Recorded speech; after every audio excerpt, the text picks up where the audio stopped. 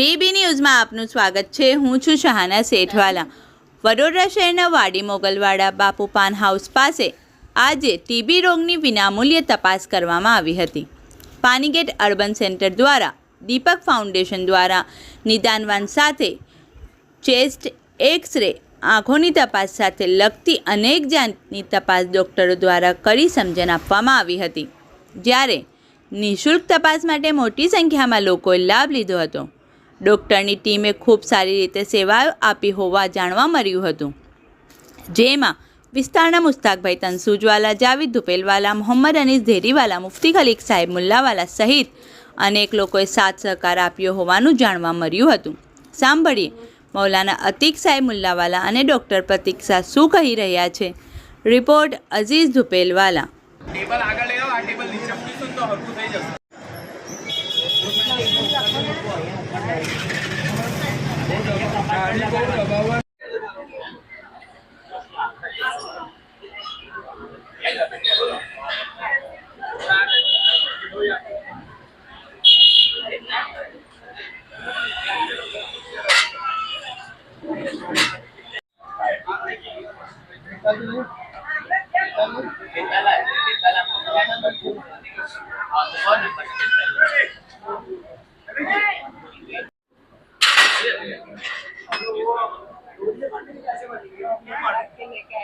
सामने नजर आता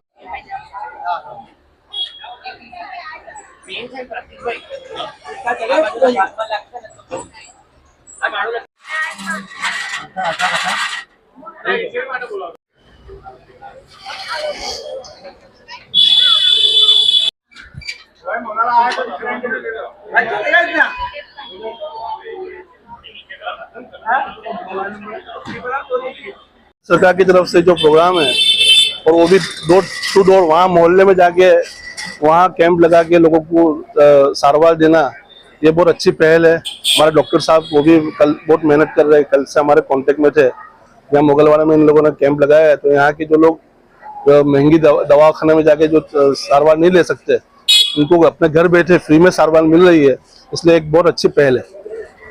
और इसको क्या करना चाहिए, और जगह भी कैंप लगाना चाहिए? बहुत जगह लगाना चाहिए। जैसे डॉक्टर साहब ने कहा कि बहुत से टीबी के ऐसे मरीज है कि जो उनको भी पता नहीं कि टीबी हुई है, वो मोहल्ले में फिरते, हालांकि ये चेपी रोग है और बहुत स्पीड से फैलता है, तो लोगों को उसकी केयर लेनी चाहिए, अवेयरनेस लेनी चाहिए। और जो कैंप यहाँ लगा हुआ है उसका फायदा उठाना चाहिए।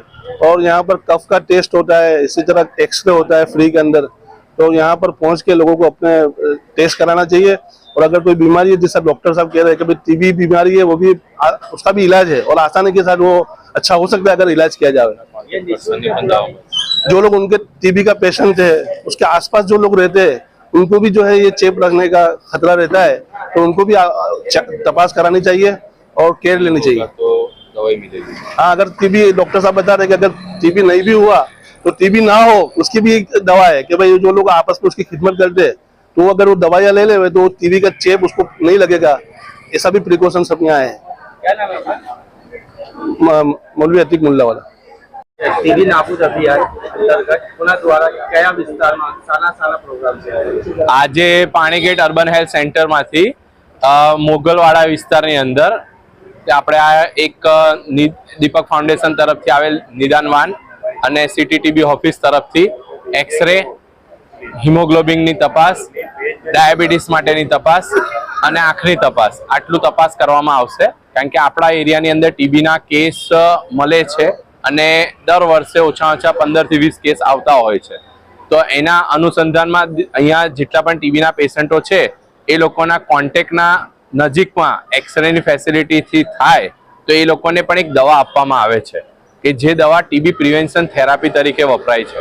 તો એ પણ પર્પઝ અમારો સોલ્વ થાય અને લોકોને એનો બેનિફિટ મળે એના માટે। કયા પેશન્ટ વધારે આવે છે? આપણા એરિયાની અંદર જો અહીંયા આગળ એરિયામાં છે ને થોડું કન્જસ્ટેડ છે, એના લીધે કોઈ પણ બીમારીના કેસ આવે છે, એવું નથી કે કોઈ સ્પેસિફિક એક કેસ આવે। વાતાવરણ જેમ જેમ ચેન્જ થતું જાય એમ પ્રમાણે આવે, પણ શરદી, ખાંસી, ટીબી ના કેસ આપણા એરિયામાંથી મળતા જ હોય છે। હમણાં સુધી કેટલા પ્રોગ્રામ યોજાયા તમારા? અમારા સુધી એક વારસિયા અર્બન હેલ્થ સેન્ટરમાં યોજાયો અને દર મહિને આવી રીતના નિદાનવાન દીપક ફાઉન્ડેશન તરફથી આવે છે, ત્યારે અલગ અલગ દરેક મારા અંડરમાં આવેલા યુપીએસસી ગાજરાવાડી, યુપીએસસી તો યમુના મિલ, યુપીએસસી વારસિયા, યુપીએસસી સુદામાપુરી અને યુપીએસસી પાણીગેટ, એવી રીતના 5 અર્બન હેલ્થ સેન્ટરમાં. એ સિવાય પણ સિટી ટીબી ઓફિસની અંદર 40 અર્બન હેલ્થ સેન્ટર છે. તો આ 40 થી 40 અર્બન હેલ્થ સેન્ટરની અંદર આ વસ્તુ થાય છે. એમાં ટીબીની નિદાન પણ થાય છે, ટીબીના સ્પુટમની તપાસ થાય છે. એના પછી એક આગળ તપાસ કહેવાય છે ટીબીની, કે અઘરો ટીબી છે કે નહીં, તો એની પણ તપાસ આપણા ત્યાં આગળ છે. એ કિશનવાડી સામૂહિક આરોગ્ય કેન્દ્રમાં થાય છે. પણ એના માટે પેશન્ટને ત્યાં લગીને જવાની જરૂર નથી. એ આપણા નજીકના કોઈ પણ અર્બન હેલ્થ સેન્ટરમાં જઈને કફ આપી દે તો ત્યાંથી ટ્રાન્સપોર્ટેશનની વ્યવસ્થા રાખેલ છે. શું નામ છે આપનું? પ્રતિકભાઈ શાહ. ઘંટી છે તેમને ક્લિક કરો જેથી અપડેટ ન્યૂઝ તમારા સુધી પહોંચી શકે.